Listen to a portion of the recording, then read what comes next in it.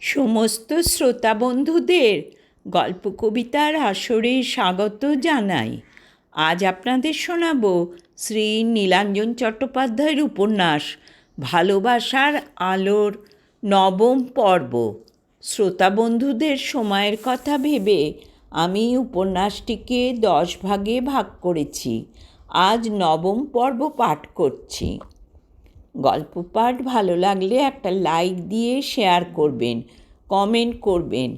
যেসব শ্রোতা বন্ধুরা এখনও গল্প কবিতার আসরকে সাবস্ক্রাইব করেননি, দয়া করে সাবস্ক্রাইব করে বেল আইকনটি প্রেস করবেন, যাতে করে এই চ্যানেলে কোনো গল্প, উপন্যাস বা কবিতা আপলোড হলে সহজেই তা আপনাদের কাছে পৌঁছে যায়। নমস্কার। মানালি সুদীপকে সংক্ষেপে সৌম্য সম্বন্ধে যতটা পারা যায় বলে ট্যাক্সিতে উঠেছিল। ট্যাক্সি ছুটছিল চেতলার দিকে। এখন চলন্ত ট্যাক্সিতে সুদীপ লক্ষ্য করল মানালি চোখ দিয়ে নিঃশব্দে জল গড়িয়ে নামছে। মানালি কাঁদছে। সিগন্যালের লাল চোখ, লম্বা গাড়ির সারি, বাইরে কড়া রোদ, চাপা গুমোট গরম। সুদীপ ঘামছিল, মানালিও ঘামছে। আর চোখে সুদীপ লক্ষ্য করল মানালি নিজেকে সংযত করে নিয়েছে। তার চোখ দিয়ে জল পড়ছে না। ঘাম মোছার ছলে রুমাল দিয়ে সে চোখের জলও মুছে নিয়েছে। তবে ভীষণ গম্ভীর আর চিন্তিত লাগছে তাকে। সৌম্য রায়কে পুলিশ খুঁজছে। একবার মাত্র তত্তরিয়ে কাগজটা চোখ বুলিয়ে নিয়েছিল সুদীপ, কিন্তু খুব একটা মন দেয়নি। ঠিক ব্যাপারটা বুঝতেও পারেনি। কি একটা গ্রামের কথা লেখা আছে, কি যেন নামটা মনে পড়েছে, পরাণচক, বারাসাত অঞ্চলে। সেখানে নাকি সৌম্য রায় কয়েকজন দুষ্কৃতীকে নিয়ে একটা ওয়াটার বডি বোঝাতে চেষ্টা করেছিল। তখন গ্রামের মানুষরাই বাধা দিয়েছে। দেবেই, এটাই তো স্বাভাবিক। আজকাল সংবাদপত্রে প্রায় তো পরিবেশ দূষণ নিয়ে নানা নিবন্ধ প্রকাশিত হয়। পরিবেশবিদদের মতে পরিবেশ দূষিত হওয়ার অন্যতম কারণ গ্রামে গঞ্জে মফস্বলে এখানে সেখানে বড় বড় দিঘি বা জলাশয় বেআইনিভাবে বুজিয়ে ফেলে সেই ভরাট জমিতে বহুতল বাড়ি নির্মাণ করা। তার মানে কি দাঁড়ালো? সৌম্য রায় কি একজন প্রমোটার? প্রমোটারেরা এই ধরনের বেআইনি কাজে লিপ্ত থাকে। এসব খবর ক্লায়েন্টদের মারফতে সে জানতে পারে। সমাজ বিরোধিতার সব খবর কি আর সাংবাদিকরা সংগ্রহ করতে পারে, নাকি সংবাদপত্রে সেসব খবর সব সময় গুরুত্ব পায়? যদি এসব কাজের সঙ্গে কোনো পরিচিত রাজনৈতিক নেতা বা বিধায়ক বা সংসদ বা হোমরা-চোমরা মন্ত্রী জড়িত থাকে, তবেই সেই খবর সংবাদপত্রে ফলাও করে ছাপা হয়। কারণ এই ধরনের খবরই পাবলিককে খাওয়ানো যায়। এমনকি দূরদর্শনের বিশেষ বিশেষ চ্যানেলেও এসব খবর বেশ গুরুত্ব পায়। খবরটিকে কেন্দ্র করে নানা বিতর্ক শুরু হয়ে যায়, চালু হয়ে যায় নানা রাজনৈতিক চাপানোতর। সিগন্যাল পার হয়ে ট্যাক্সি এখন ছুটছে গোল পার্ক, এরপর সাদার্ন অ্যাভিনিউ ধরবে ট্যাক্সি। সুদীপ আর চুপ করে থাকতে পারল না। যে প্রশ্নটা তার মনে কিলবিল করছিল সেটা সে মানালিকে বলেই ফেলল। আচ্ছা, একটা প্রশ্ন করছি, যদি কিছু মনে না করেন। কি এত প্রশ্ন আপনার? মানালির স্বরে চমকে উঠল সুদীপ। তার স্বরে স্পষ্ট তেতো বিরক্তি। এতদিনকার মেলামেশায় এই প্রথম মানালিকে তার প্রতি বিরক্ত হতে দেখল সুদীপ। তবুও প্রশ্নটা সে করেই ফেলল। আপনার বন্ধু এই সৌম্য রায়, যার সম্বন্ধে আজ খবরের কাগজে পড়লাম, উনি কি একজন প্রমোটার? সুদীপের এই প্রশ্নে যেন বোমা ফাটল। পরিস্থিতি সম্পূর্ণ বিস্মৃত হয়ে মানালি তীক্ষ্ণ কণ্ঠে চেঁচিয়ে উঠল, ট্যাক্সি থামান, স্টপ ইট, স্টপ ইট। আমি এখনই নেমে যেতে চাই। চালকও মানালির সেই তীক্ষ্ণ প্রতিক্রিয়ায় কেমন যেন ঘাবড়ে গেল। সে বাঁদিক ঘেঁষে ট্যাক্সি দাঁড় করিয়ে দিল। মানালি চট করে ট্যাক্সি থেকে নেমে সামনের দিকে হাঁটতে লাগলো। সুদীপ স্বপ্নেও ভাবেনি তার এই প্রশ্নে মানালির এরকম প্রতিক্রিয়া হবে। সে তাড়াতাড়ি ট্যাক্সি থেকে নেমে যা ভাড়া হয়েছে তা মিটিয়ে চালককে চলে যেতে বলল। কারণ হঠাৎ রাস্তার মাঝখানে ট্যাক্সি দাঁড়িয়ে পড়তে দেখে একজন ট্রাফিক পুলিশ হন্তদন্ত হয়ে এগিয়ে আসছিল। চালক তাই সুদীপকে তাড়াতাড়ি বলল, স্যার, আপনার 70 টাকা হয়েছে, আমাকে টাকাটা পে করে ছেড়ে দিন, না হলে সার্জেন্ট আসছে, শিওর কেস খেয়ে যাব। এরপর সুদীপের দ্রুত ভাড়া মিটিয়ে ট্যাক্সি ছেড়ে দেওয়া ছাড়া কোনো উপায় ছিল না। মানালি হনহনিয়ে অনেকটা এগিয়ে গেছে। সুদীপ প্রায় ছুটতে লাগলো। মানালির একেবারে কাছে গিয়ে সে বলল, মানালি, আমি বোধহয় না জেনে আপনাকে কোনো আঘাত দিয়ে ফেলেছি। বিশ্বাস করুন, আপনাকে আঘাত দেওয়া বা অপমান করা কোনোটাই আমার ইচ্ছে ছিল না। আমি যদি কোনো অপরাধ করে থাকি সেটা না জেনেই করেছি। আমাকে প্লিজ আপনি ক্ষমা করুন। আপনার বন্ধু বিপদে পড়েছেন, তাই তাড়াতাড়ি তার বাড়িতে তার মায়ের কাছে আমাদের যাওয়া উচিত। এখন এটাই বড় কথা, এখন মান অভিমানের সময় নয়। রাস্তার ফুটপাত দিয়ে লোকজন যাতায়াত করছে। সুদীপ যতটা পারে নিচু স্বরে মানালিকে কথাগুলো বলছিল, কিন্তু পাশ দিয়ে যেসব পথচারী যাচ্ছিল তাদের দৃষ্টি সে এভাবে এড়াবে কি করে? একজন সুশ্রী যুবতীর পাশে পাশে হেঁটে একজন সুবেশ যুবক ফিসফিস করে কী সব কথা বলতে বলতে যাচ্ছে। এরকম লোভনীয় দৃশ্য পথচারীদের চোখ এড়ায় নাকি? তারা দুজনকে সকৌতুকে লক্ষ্য করছিল। হঠাৎ মানালি ফুটপাতের ধার ঘেঁষে দাঁড়িয়ে পড়ল। সামনেই মোটামুটি অভিজাত এক রেস্তোরাঁ। সুদীপ অবাক হয়ে দেখল মানালি তার দিকে তাকিয়ে মৃদু হাসছে। হাসতে হাসতেই বলল, আর ক্ষমা চাইতে হবে না আপনাকে সুদীপ। আমারই লজ্জা করছে ওভাবে প্রতিক্রিয়া দেখিয়ে ফেলার জন্য। মাথাটা খুব দপদপ করছে। চলুন এই রেস্তোরাঁতে ঢুকে কফি নিই। বাইরে ঝকঝকে রোদ, রেস্তোরাঁর ভেতরে ঢুকলে মনে হয় সন্ধ্যা নেমেছে। আলো, অন্ধকার পরিবেশ, শীততাপ নিয়ন্ত্রিত, পায়ের নিচে পুরু কার্পেট। এখন বেলা 12টা বেজে গেছে। লোকজনের তো অফিস কাছারিতে ব্যস্ত থাকার কথা।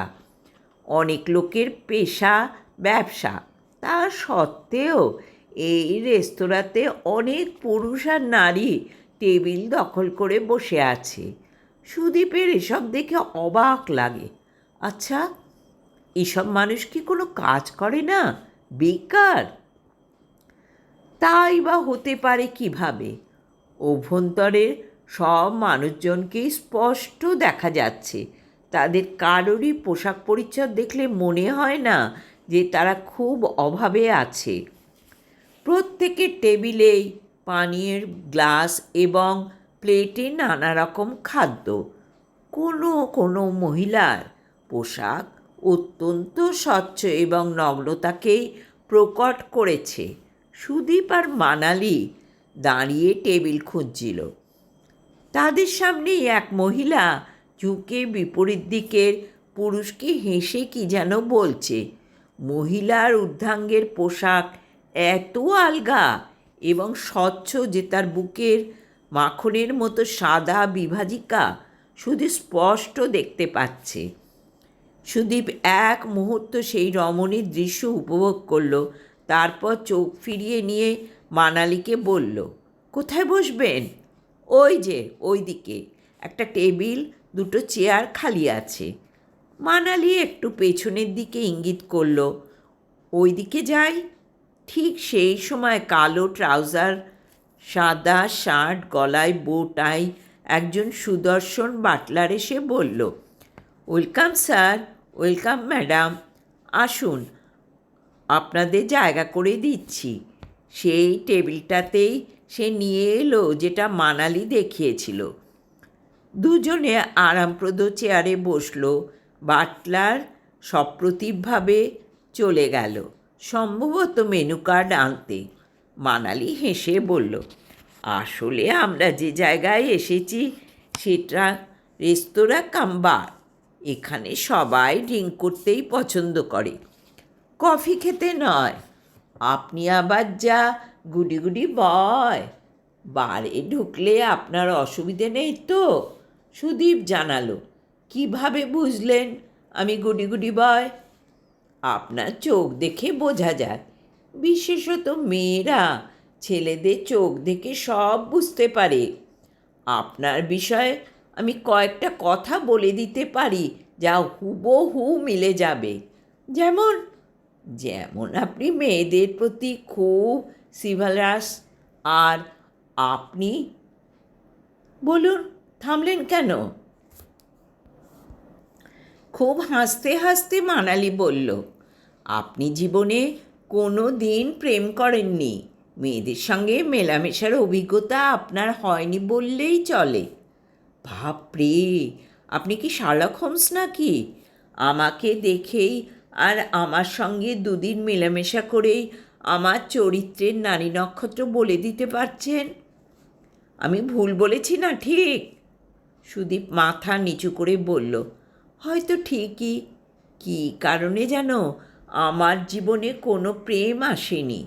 কোনো মেয়ে আমাকে ইঙ্গিতেও জানায়নি যে সে আমার সাথে মিশতে চায়। কেন তার কারণ জানি না। তারপর বাবার ওই দুঃখজনক ঘটনার পর প্রেম টেম নিয়ে আমি তেমন ভাবি না। সময় অসময় বাবার কথাই মনে পড়ে, তাঁর আত্মত্যাগের কথা মনে পড়ে। আমাদের এই হিজিবিজি সমাজে বাবার মতন মানুষ সত্যি খুব বিরল, তাই না? আমার সঙ্গে মেলামেশা করতে আপনার কেমন লাগে? ভালো লাগে, তবে আপনার ভীষণ ব্যক্তিত্ব। আমি আপনাকে মনে মনে খুব ভয় পাই। ওমা, ভয় পান কেন? আমি কি শ্রীমতী ভয়ঙ্করী নাকি? তা নয়, আপনাকে দেখে সবসময় মনে হয় আপনার মন যেন অন্য কোথাও পড়ে আছে। কোনো এক গভীর সমস্যা নিয়ে আপনি চিন্তিত। আপনার বাইরের মন আমার সঙ্গে সামাজিকতা করে, কিন্তু ভেতরের মনের নাগাল পাওয়া খুব শক্ত। মানালি এক দৃষ্টিতে তাকিয়েছিল সুদীপের দিকে। তাকে নিয়ে এত ভেবেছে সুদীপ, তাকে নিয়ে এত ভাবে। সৌম্যকে সে প্রকৃত ভালোবেসেছে। সৌম্য তার জীবনের প্রথম প্রেম। কিন্তু মানালির সব সময় মনে হয়েছে সৌম্য তার অহমিকার খোলস থেকে বেরিয়ে আসতে পারেনি। Ego, ego. সৌম্যর নিজেকে ভীষণ ইগো নিয়ে থাকে। সৌম্য তার ইগোকে ভালোবাসে, মানালিকে নয়। এই প্রথম এক অচেনা গুঞ্জনময় বারে বসে আচমকা মানালি যেন সেটা আবিষ্কার করল। এবং আজকে সৌম্য যে বিপদ ডেকে এনেছে তার জীবনে, তার পরোক্ষ কারণ হলো তার অহমিকা। হ্যাঁ, অহমিকাই তো। অহমিকা এবং ছেলে মানুষই। হ্যাঁ, একেবারেই ছেলে মানুষই। ব্যাংকে দুজনে একসঙ্গে পরীক্ষা দিয়েছিল, চাকরির জন্য প্রতিযোগিতামূলক পরীক্ষা। সেই পরীক্ষাতে যে কোনো কারণেই হোক সৌম্য সাকসেসফুল হতে পারেনি। মানালি সফল হয়েছে এবং চাকরি পেয়েছে।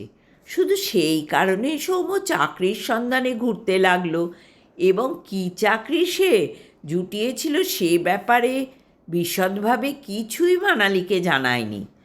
অথচ মানালিকে জানানো উচিত ছিল। মানালি তাকে ঠিকঠাক পরামর্শ দিতে পারত। সৌম্য তার বিচিত্র এবং রহস্যময় চাকরির ব্যাপারটা মানালির কাছে চেপে গেছে একটাই কারণে, মানালিকে সে একটা সারপ্রাইজ দিতে চেয়েছিল, কিন্তু সারপ্রাইজ দিতে গিয়ে সে নিজেই পড়েছে মহা বিপদে। কীভাবে খুনের মামলায় জড়িয়ে পড়েছে সৌম্য, তাকে পুলিশ খুঁজছে, তার নামে নিশ্চয়ই ওয়ারেন্ট জারি হয়েছে। কীভাবে এসব হলো, কীভাবে? মানালির কাছে কিছুই স্পষ্ট নয়। ব্যাগের মধ্যে মানালির মোবাইল বাজছে, সে তাড়াতাড়ি মোবাইলটা বের করলো। ছোট পর্দায় মাসিমার অর্থাৎ সৌম্যর মায়ের নাম্বার ভেসে উঠেছে। স্বাভাবিক, উদ্বেগে উনি অস্থির হয়ে উঠেছেন। ছেলের সঙ্গে মানালির সম্পর্ক উনি জানেন, মানালিকে উনি নিজের পুত্রবধূ হিসেবে দেখতে চান, সেটা মানালি জানে, বোঝে। মাসিমা নিজেই একদিন দুর্বল মুহূর্তে বলে ফেলেছিলেন, আমার একমাত্র ছেলেটা বড় রাগী, অভিমানী, অবুঝ এবং অপরিণত দর্শী। ও বড় নিজের খেয়ালে চলে। তুমি পারবে তো মা ওকে এই জটিল জীবনের চলার রাস্তায় ঠিকঠাক গাইড করতে? মানালি লজ্জা পেয়েছিল, হেসে বলেছিল, মনে হয় তো পারবো। মোবাইল কানে দিয়ে মানালি বলল, হ্যাঁ মাসিমা বলুন। তুমি কখন আসছো মা? উদ্বেগে উদ্বেগে আমি অস্থির হয়ে উঠেছি।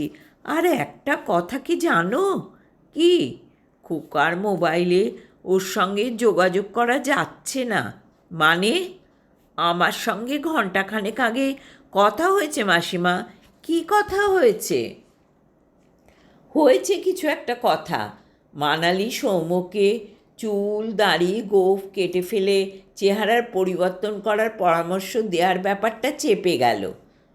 ও তো বলল বাড়িতেই আসছে, মানালি জানালো। কিন্তু এখন যতবারই ওর ফোনে যোগাযোগ করছি ওকে পাওয়া যাচ্ছে না, শুধু এক মহিলার কণ্ঠস্বর, নাম্বার ইজ নট রিচেবল। ও তাই নাকি? আচ্ছা আপনি ছাড়ুন মাসিমা, আমি দেখছি। ও কি খুব ভয়ঙ্কর বিপদে পড়েছে মালা? ঈশ্বরকে ডাকুন, সব ঠিক হয়ে যাবে।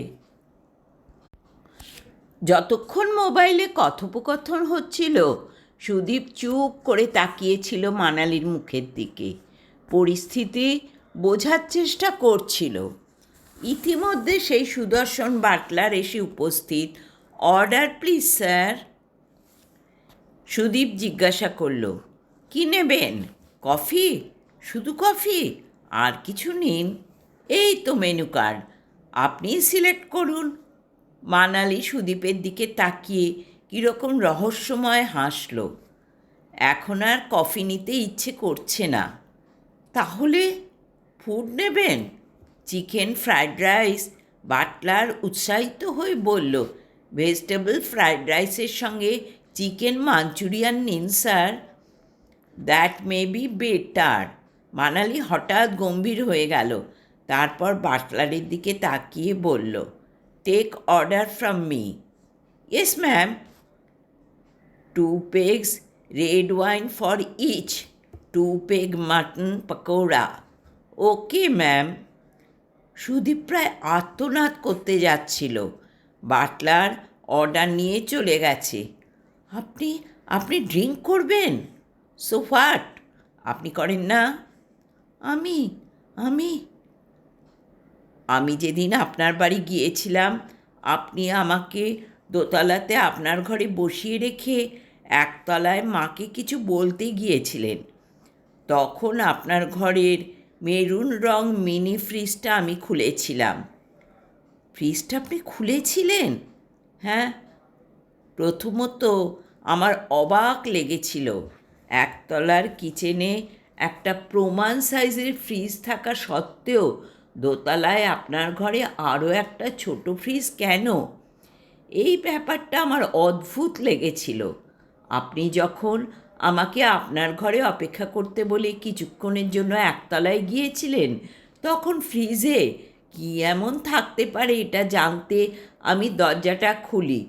দেখি ফ্রিজে কিছুই নেই, শুধু কয়েকটা ওয়াইন এবং হুইস্কির বোতল এবং কয়েকটা কোল্ড ড্রিঙ্কসের বোতলও ছিল।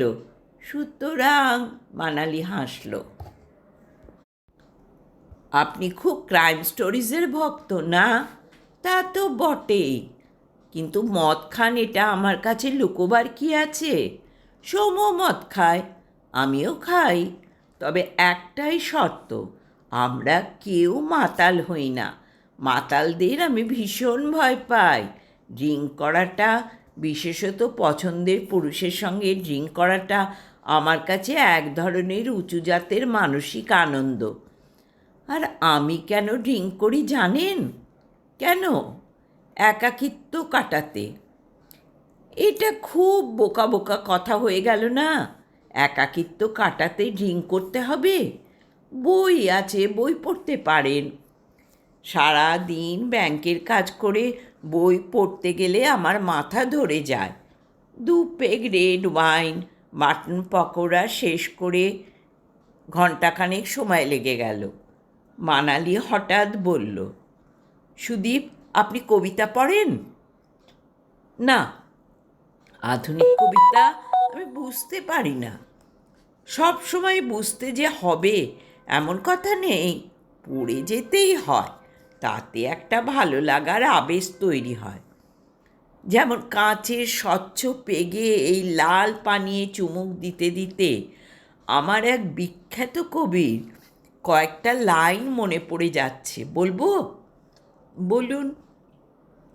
রক্তিম গেলাসে তরমুজ মদ, তোমার নগ্ন নির্জন হাত, তোমার নগ্ন নির্জন হাত। বাহ, কোন কবির লেখা? নামটা উচ্চ থাক না। জানেন না যখন? কিছুটা বিরক্তির সঙ্গে বলল মানালি। সৌম্যর কথা মনে পড়ল। সৌম্য প্রচুর কবিতা পড়ে, এক সময় কবিতা লিখত।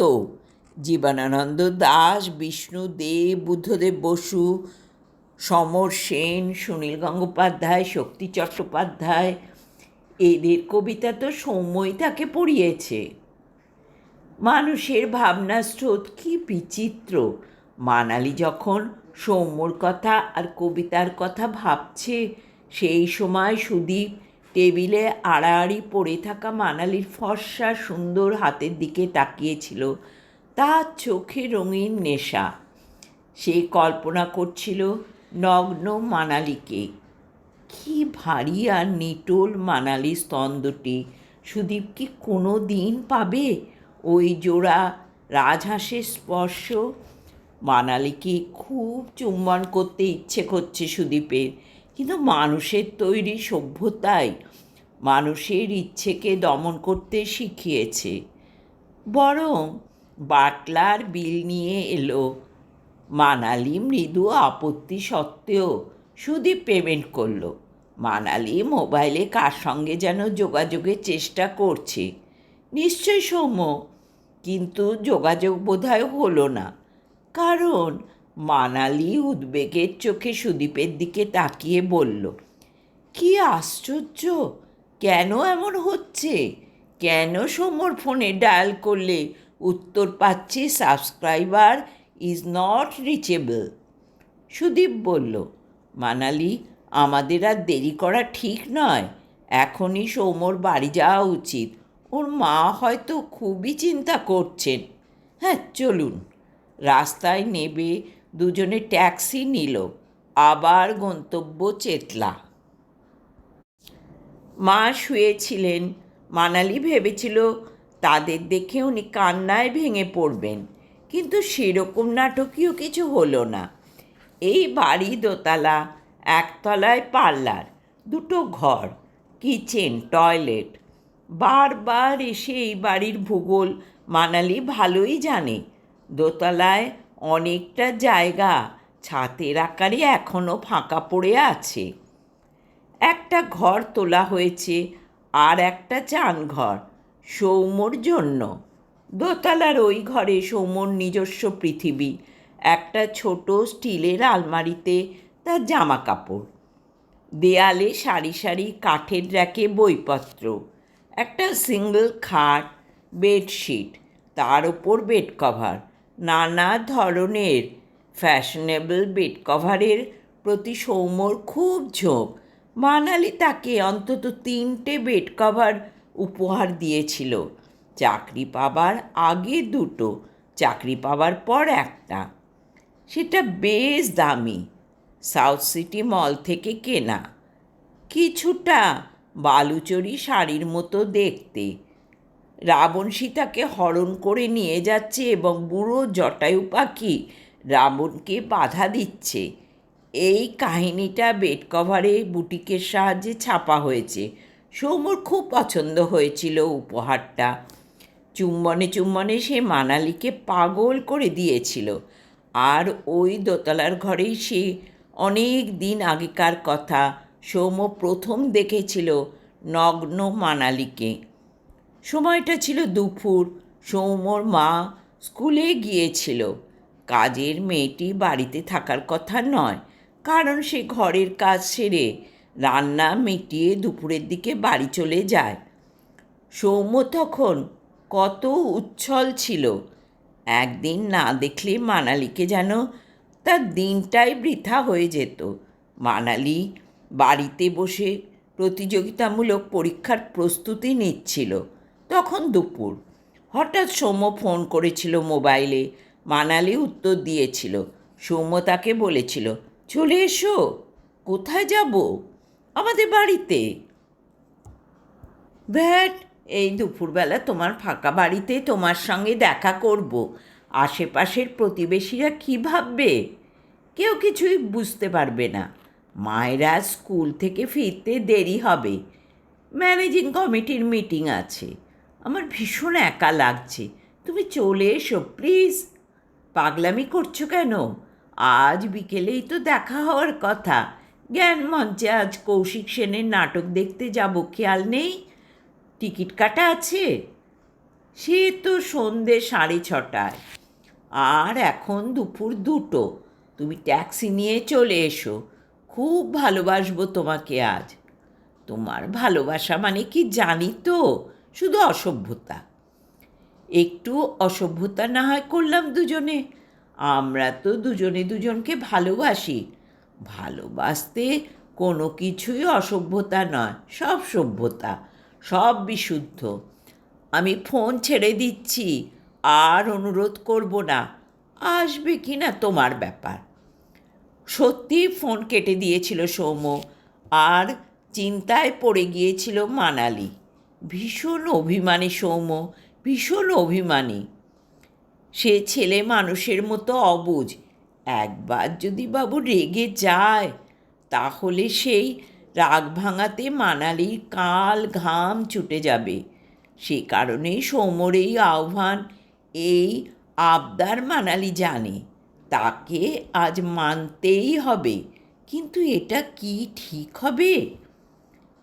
এতদিনের সম্পর্ক তাদের। কোনো দিন সৌম্য নিজের ফাঁকা বাড়িতে আসবার অনুরোধ করেনি কখনো। সৌম্য তাকে আবেগের মুহূর্তে পাগলের মতো চুম্বন করেছে। আবেগের মুহূর্তেও মেয়েদের, বিশেষত অবিবাহিত মেয়েদের, নিজেদের সংযম ধরে রাখতে হয়, না হলে। কিন্তু আজ মানালি যদি সৌম্যর আহ্বানে সাড়া না দেয়, তাহলে হয়তো অভিমানে সে জ্ঞান মঞ্চে নাটক দেখতেই যাবে না। সুতরাং মানালিকে দুপুরবেলাতে যেতেই হবে সৌম্যর বাড়িতে। একটু সেজেই গিয়েছিল সে। গোলাপি রং স্কার্ট, সাদা টপ, ডান হাতে চিতিসাপের শরীরের মতো সরু ব্যান্ডেল ঘড়ি, আর বাঁ হাতে আদিবাসী মহিলাদের হাতে দেখা যায় এরকম একটা ঝুঁটোর উপর কারুকার্যময় মোটা বালা। বালাটা তাকে সৌম্যই সীমা আর্ট গ্যালারি থেকে কিনে দিয়েছিল। সেদিন দুপুরে অসময়ে বাড়ি থেকে বের হতে মানালির অবশ্য অসুবিধে হয়নি। অবসরপ্রাপ্ত অধ্যাপক বাবা দুপুরবেলাটা বাড়িতে থেকে দিবানিদ্রা দিয়ে সময় নষ্ট করেন না, জাতীয় গ্রন্থাগারে গিয়ে পড়াশুনো করেন। আর মা দুপুরবেলা ইজির চেয়ারে কাত হয়ে শুয়ে বই পড়েন। মানালি যখন বলেছিল একটু আসছি মা, মা জিজ্ঞাসা করেছিলেন, এই ভর দুপুরে কোথায় যাচ্ছ মা? Looking elegant. কিন্তু রোদের ভয় তুমি তো সাধারণত দুপুরে রাস্তায় বের হও না। একটু অদ্রিজার বাড়িতে যাচ্ছি মা, দরকার আছে। মা কিছু বলেননি, শুধু হেসেছিলেন। মায়েরা সব বুঝতে পারেন, হয়তো মুখে কিছু বলেন না। এখনও মানালির ক্ষেত্রে এইটাই অসুবিধে। সৌম্যর মা যেমন তাদের সম্পর্কটা জানেন, মানালির মা কিংবা বাবা এখনও জানেন না। তাদের মেয়ে সৌম্যর সঙ্গে কতটা এগিয়ে গেছে, কবে বাবা মাকে সৌম্যর কথা বলবে মানালি, এখনও সিদ্ধান্ত নিতে পারেনি। সৌম্যর বাড়িতে সেদিন মানালি যখন পৌঁছেছিল তখন দুপুর 3টে। বড় রাস্তা থেকে গলিতে ঢুকে খানিকটা হেঁটে একটা ছোট খেলার মাঠ। সেই মাঠের পশ্চিম দিকে সৌম্যদের দোতলা বাড়ি। মাঠের ধারে ধারে আরও কয়েকটা বাড়ি আছে, সবই গৃহস্থের নিজের তৈরি বাড়ি। ফ্ল্যাট কালচার কিংবা বহুতল সংস্কৃতি এই অঞ্চলে এখনও তেমন চোখে পড়ে না।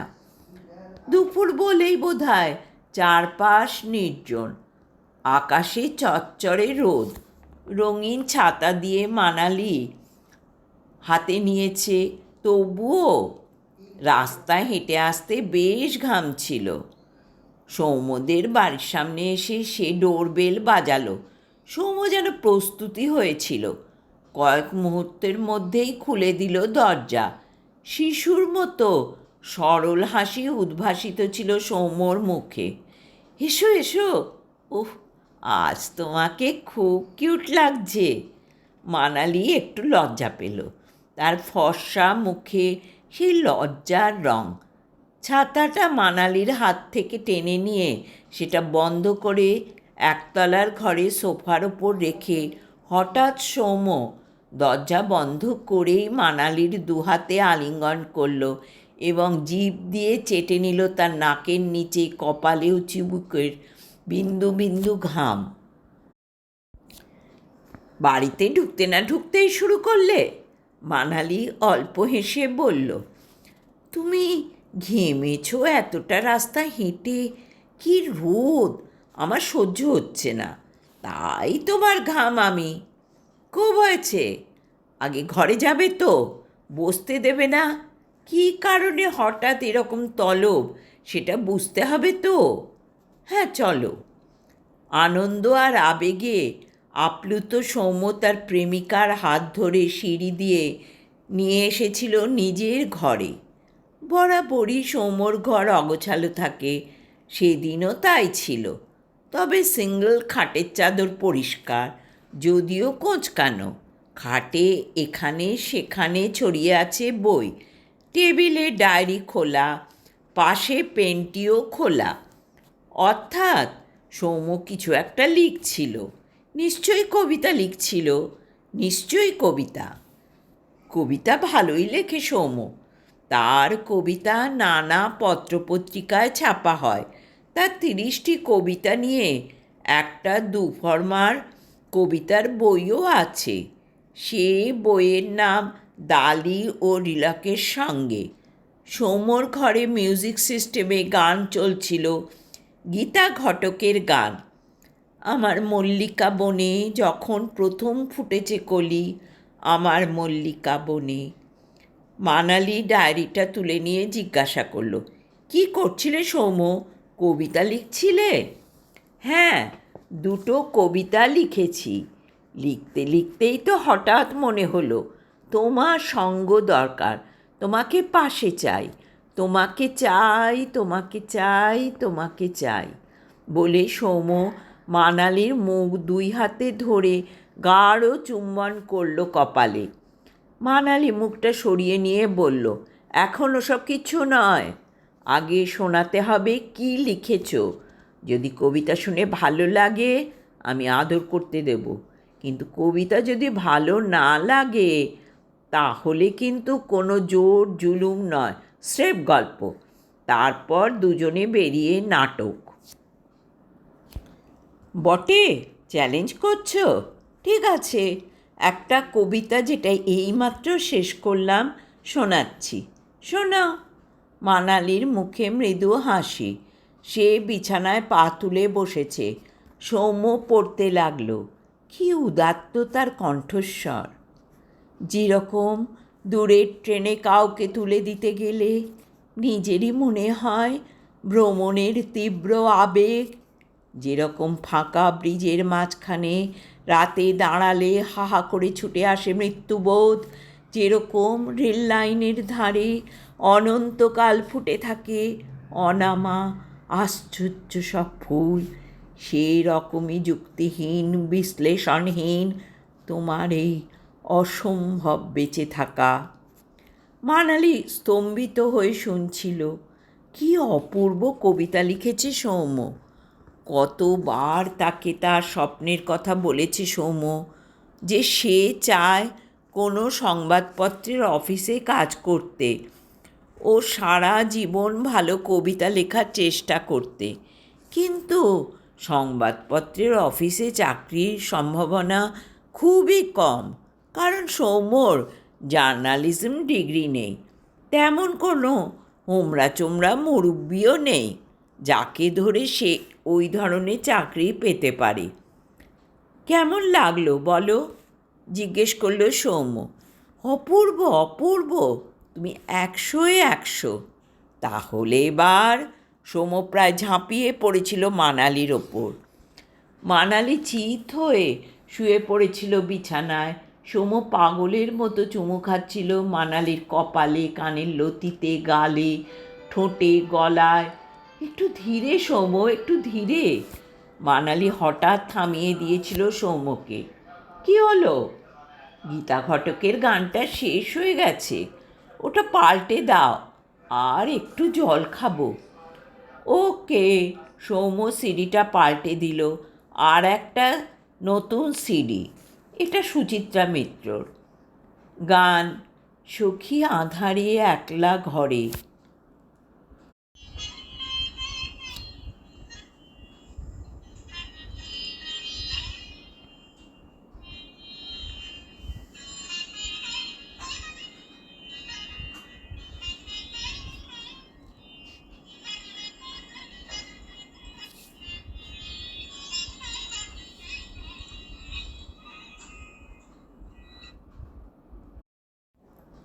সৌম্য বলল, যদি তোমাকে সত্যি ভালো না বাসতাম তাহলে তোমার শরীর স্পর্শ করতাম না। যাকে প্রকৃত ভালোবাসা যায় তারই শরীরের পদ্মগন্ধ হৃদয় ভরে নিতে পারি। ভালোবাসাহীন শরীরের খেলা কিংবা সহবাস সে তো ধর্ষণেরই নামান্তর। তোমাকে ভালোবাসি, তাই তোমার পা থেকে মাথার চুল পর্যন্ত আজ সেই ভালোবাসার প্রমাণ রেখে দেব। তুমি প্লিজ বাধা দিও না। সৌম্য পরম যত্নে সেই নগ্নিকাকে পাতলা সুতির চাদর দিয়ে ঢেকে দিল। চোখ বুজে শুয়ে আছে মানালি। মিউজিক সিস্টেমে গান থেমে গেছে। সৌম্য সুইচ অফ করে দিল, একটা তোয়ালে জড়িয়ে নিল, তারপর এক গ্লাস জল, তারপর একটা সিগারেট। ডায়েরির পাতায় লিখে রেখেছিল তারিখ। আজ আমাদের বিয়ে হয়ে গেল। কোনো মন্ত্র পড়ে নয়, সই করে নয়, দুই শরীরের ভালোবাসার যুদ্ধে। সৌম্যর মা উঠে বসলেন বিছানায়। কাজের মেয়ে অনিশ্চিতভাবে দাঁড়িয়ে আছে খাটের পাশে। সুদীপের দিকে তাকালেন মা। মানালিকে জিজ্ঞাসা করলেন, এই ভদ্রলোককে চিনতে পারলাম না। মানালি বলল, উনি সুদীপবাবু, আমাদের অফিসের সহকর্মী। ওকে নিয়ে এলাম, আমি একা কী করব কোথায় যাব বুঝতে পারছি না। বেশ করেছ মা। সুদীপ, তোমাকে নাম ধরেই ডাকছি বাবা। হ্যাঁ হ্যাঁ মা। কিন্তু আমি এখন কি করব? খোকাকে কোথায় খুঁজব? কি ভীষণ বিপদেও পড়েছে তা তো বুঝতেই পারছি। টিভিতে ওর নামে অপপ্রচার, সমস্ত খবরের কাগজেও তাই। মানালি, তুমি তো খোকার সঙ্গে অনেক দিন মিশেছ, তুমি কি মনে করো ও কাউকে খুন করতে পারে? না মাসিমা, এটা আমি বিশ্বাস করি না। তাছাড়া ওর সঙ্গে আমার কথাও হয়েছে মোবাইলে। ও আমাকে বলেছে একটা গভীর ষড়যন্ত্রেও জড়িয়ে পড়েছে, সেখান থেকে যেভাবে হোক উদ্ধার পাবার চেষ্টা করছে। এমনকি আজ সকালেও ও মোবাইলে আমার সঙ্গে যোগাযোগ করেছিল। আজ সকালে? মা সোজা হয়ে বসলেন। হ্যাঁ মাসিমা, ও আমাকে বলেছিল যে ও এই বাড়িতেই আসছে, কিন্তু রাস্তায় হাঁটাচলা করতে ওর খুব অসুবিধে হচ্ছে, কারণ টিভিতে যেহেতু ওর মুখটা দেখিয়েছে, রাস্তার অনেক লোকই ওর দিকে তাকিয়ে দেখছে। ও ভয় পাচ্ছিল ও ধরা পড়ে যাবে। তখন আমি ওকে বুদ্ধি দিয়েছিলাম যে ও একটা সেলুনে ঢুকে ওর দাড়ি গোঁফ সব কামিয়ে ফেলুক, আর চুলও একেবারে ছোট করে ফেলুক। তাতে ওর মুখের অনেক পরিবর্তন হয়ে যাবে। লোকেও কিংবা পুলিশও ওকে চট করে চিনতে পারবে না। বাহ, তুমি তো ঠিক পরামর্শই ওকে দিয়েছ, মা বললেন। হ্যাঁ, তারপর সেলুনে ঢুকে ও আমাকে ফোন করেছিল, কিন্তু তারপর থেকে কি হলো বুঝতে পারছি না। মানে? সুদীপ জিজ্ঞাসা করল। সৌম্যবাবুর সঙ্গে আর কন্ট্রাক্ট করা যাচ্ছে না? না। মা বললেন, ঠিক সকাল 10:30টার পর থেকে ওর মোবাইলে আর যোগাযোগ করা যাচ্ছে না। শুধুই উত্তর হচ্ছে, the subscriber is not reachable. Manali বলল। হ্যাঁ, ঠিক তাই। তার মানে সৌম্যবাবু কি রাস্তায় আসতে আসতে আবার কোনো বিপদে পড়লেন? কিছুই বুঝতে পারছি না, মা বললেন। তিনি নিঃশব্দে কাঁদতে শুরু করলেন। কত কষ্ট করে ওকে এতটা বড় করলাম, আমার কপালে এই লেখা ছিল? মানালি বলল, মাসিমা, আপনি এখনই ওরকম ডিপ্রেসড হয়ে যাবেন না। সৌম্যর মতো ইন্টেলিজেন্ট ছেলেকে কাবু করা অত সহজ নয়। আমি শুধু ভাবছি একটা কথা। কি ভাবছেন আপনি? সুদীপ জিজ্ঞাসা করল। সৌম্যকে পুলিশ অ্যারেস্ট করলো না তো? হয়তো ওরাই ওর মোবাইল কেড়ে নিয়েছে। পুলিশের হাতে পড়লে ওকে কিভাবে বাঁচাবো আমরা? মা যেন আঁতকে উঠলেন। তাতেও ঘাবড়াবার কিছু নেই মাসিমা, মানালি আশ্বস্ত করতে চাইল মাকে। আমি আর সুদীপবাবু এখনই লালবাজারে যাব। ওখানে এসিপি মিস্টার উদয়ন দত্ত আমার বাবার পরিচিত। আমাকেও খুব ছোটোবেলা থেকে চেনেন। আমি উদয়ন কাকুর কাছে গিয়ে সৌম্যর ব্যাপারে সব খুলে বলবো। ও যে একটা ষড়যন্ত্রের মধ্যে জড়িয়ে পড়েছে সেটা ওকে জানানো দরকার।